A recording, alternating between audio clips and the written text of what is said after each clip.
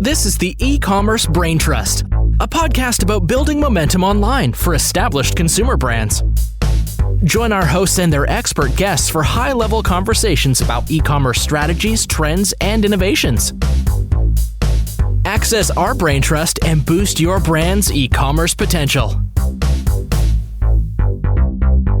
Hello and welcome to the E-commerce Braintrust podcast. I'm Julie Spear, Head of Retail Marketplace Services at Acadia, alongside my co-host, Jordan Ripley, Director of Retail Account Management. And today we're digging into a fun topic, one that doesn't get as much of a light shined on it as it should for the return that it can offer. But we are going to dig into creator connections on Amazon. And to help us break it all down, we've got longtime friend, first-time guest, Adam French, one of our account managers here at Acadia. And Adam has been really in the weeds running this tactic for a number of brands now. And so we're excited to have you guide us and shine the light that it deserves on creator connections. Thank you so much. Yeah, really happy to be here. Excellent. Well, as with anything on Amazon, I always feel like we need to start the conversation with a bit of a journey through time and where we've been with certain features on Amazon. And that's definitely the case here too. Amazon has tried different iterations of creators and affiliates over the years. There's the Associates program, an influencer program. We've got Creator Connections. And that Creator Connections is picking up speed. You can tell Amazon is investing more in this for sure. But can you talk to us about how this has evolved over the years and how the earlier versions of this didn't quite meet the mark?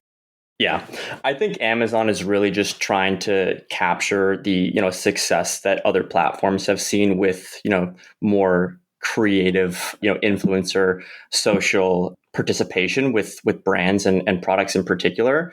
And so you mentioned, the Amazon Associates program, which is, more of your traditional marketing or traditional affiliate marketing, and then the Amazon Influencer program. But I think the two things that, these two platforms or these two programs were missing was just participation and proactive engagement on the brand side, right?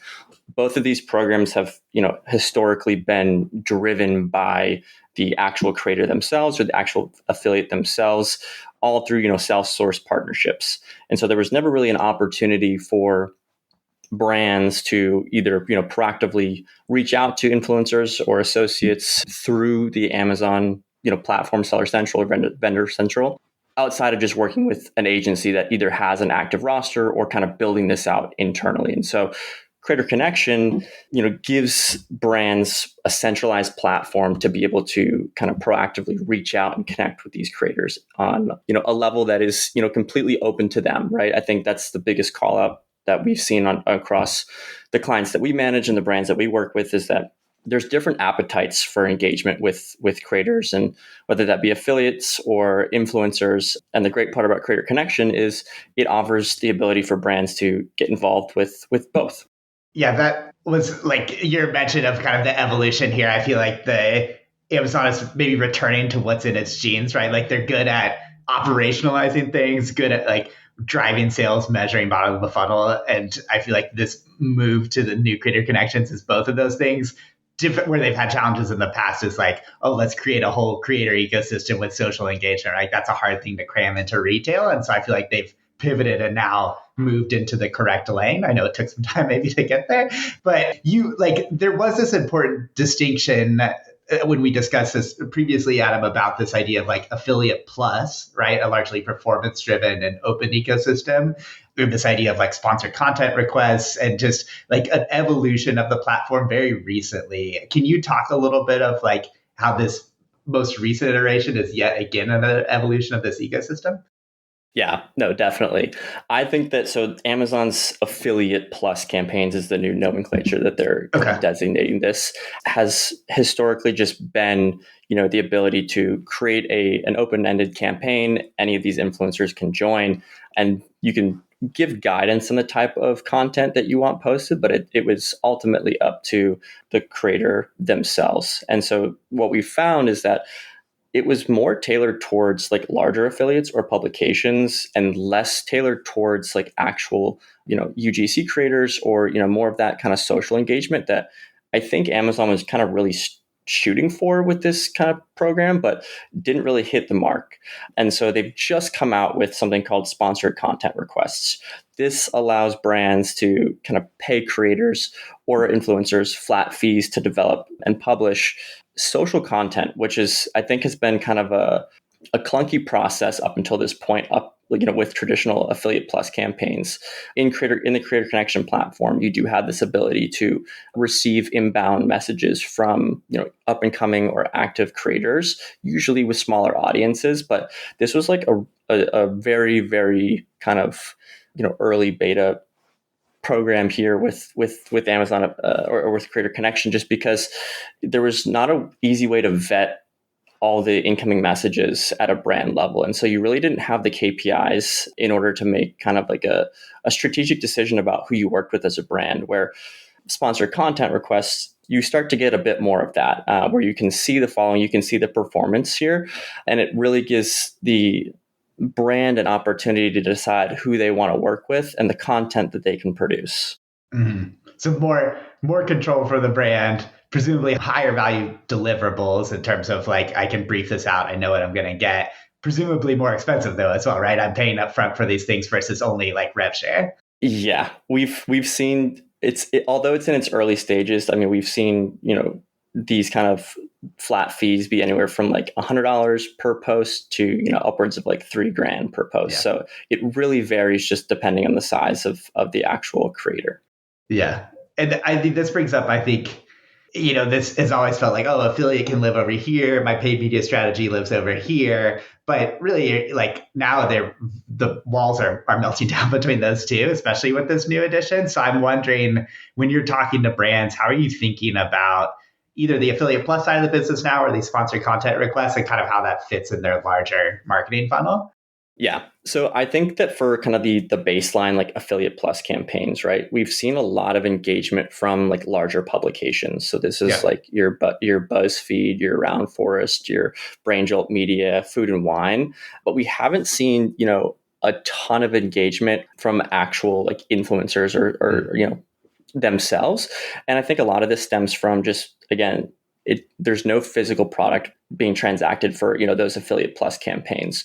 Whereas for sponsored content requests, that requires brands to actually send physical product out in order for those influencers to be able to create the content with the actual product and be able to speak to it kind of in real time. And so I think the way that brands should think about it is, one, is their product or is their brand a good fit for product samples, right? Like I have some clients that I work with that sell $30 face masks, which are great for that type of kind of campaign. But I also have clients that sell $2,000 super automatic espresso machines, where that's probably not a great fit for them in terms of sending a physical product out for an individual campaign. And that's kind of where I'd be interested in that. Yeah. Julie was really the Food and Wine publication on our side, so if we can get her one of those machines, tee it up. Exactly. So I think the strategy really kind of like revolves around the type of product that you have, the price point, and like the investment that you're willing to make. And I think that's the beauty of Creator Connection, just because you have the ability to decide as a brand, what the commission level for these campaigns that you're setting, but also the investment that you're willing to make, right? It can be very, low lift, where you just, create a basic campaign, or it can be, more of the higher end now, which we're seeing with these sponsored content requests, where, you're really starting to get more of that social involvement with Amazon. Mm-hmm. Let's dig into the investment a little bit more. Can you talk a little bit about how you look at the commission strategy when you're setting up campaigns? Because money decides things. How should brands consider the commission rate? And, when does it make sense to kind of push the rate a bit higher versus meeting at the baseline of 10%? Yeah, I would say there's kind of like two factors to consider here. One, we're always recommending that we start out with a 10% baseline and usually run that for like a 30-day test. That gives us a really good indication of who's engaging with our Creator Connection campaign, and then the type of content and the traction that it's getting. And so if you're looking at a baseline performance and most of your participants in the actual campaign are larger publications or larger affiliates, that's a situation where I wouldn't necessarily recommend, bumping the commissions up super, super high, super, super quickly, just because a lot of those kind of larger publications aren't actually filtering for the commission rate. They're actually looking at the total budget that you set for the actual campaign itself. And so we've done a lot of testing with this where we've walked this up 5% every single month, and where we haven't seen, incremental gains in revenue, we kind of revert back down to like the lowest commission rate that we can see, a good result with. I think that for kind of like the second part of this is like looking at those like individual influencers themselves, right? And so not the larger publications, not your Food and Wine, but individual creators that have, or individual Amazon influencers that are really driving a ton of traction for your brand in particular.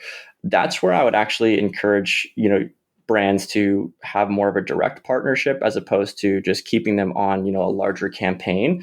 I like to think of it as more of like a funnel where you're capturing data and capturing performance, and then being able to, work with those smaller influencers on a more tailored campaign basis where you can have a bit more control over one, the content that they're posting, and then two, kind of that contract structure where, they don't need to operate in the Creator Connection campaign portal. But I just think it's a great tool to, continue to funnel down those opportunities. But that's not to say that we haven't had really great success with scaling commissions up in particular, right? So we've had some brands that have, had really good success at 10%. And then we've had some brands that, really find their sweet spot around 25 or 30%. And it really just depends on the type of, one, content that, and the performance that brands are seeing with those campaigns. And so my recommendation is always just to start on the lower end and then work that up in terms of a commission basis. Kind of a crawl, walk, run approach to all of this. Crawl, walk, open up the purse. Yeah.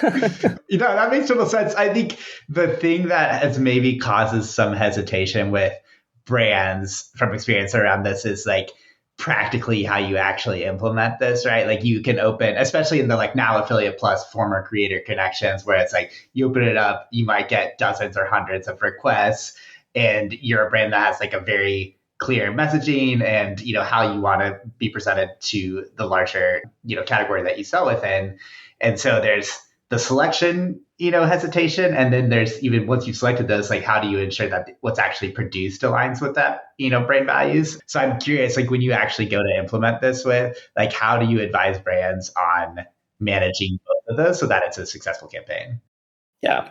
So with your like traditional like Affiliate Plus campaigns, this has kind of been a pain point for brands and sellers on Amazon, just because once campaigns are live, we can't adjust them. It's really about, once they're live, monitoring the content. Yes, we can request that they be removed because they may not have followed the guidelines that we set. But my recommendation is always to be as clear and concise as possible. You're working with, people that are, maybe doing dozens or, possibly hundreds of Creator Connection campaigns in a day. And so just, I would say being as concise and clear as possible.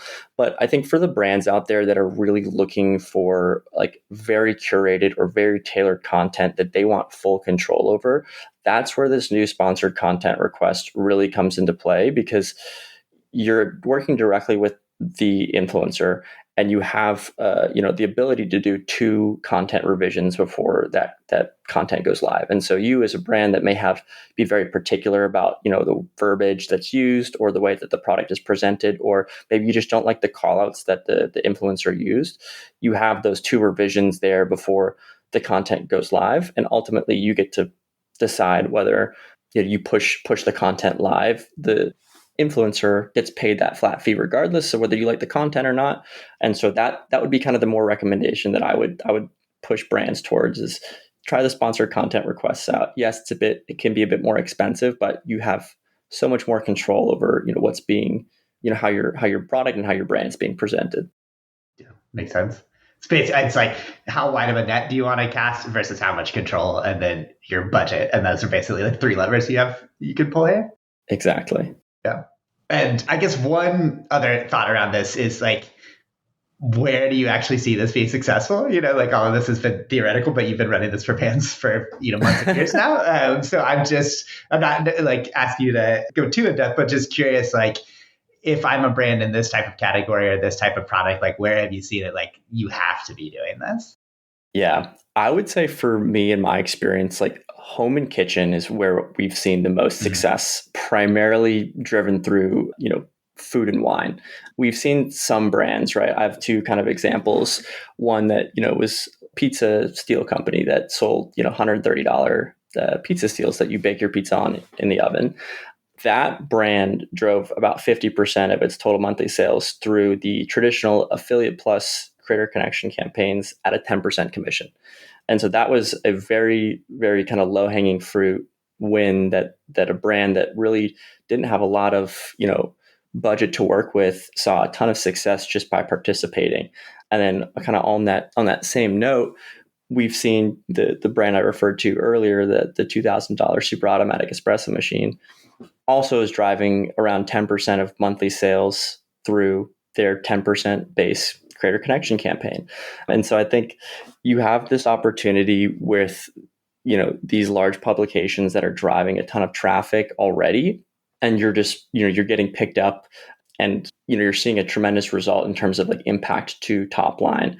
But the best part is like, it's a fixed ROI as well. And so, when you set those commissions, you have the ability to determine what your ROI is going to be, moving for the duration of the campaign. But I think that the two kind of key themes in both of those examples where we kept the content request very vague. We kept it more of a, we're looking to drive more brand awareness, drive sales.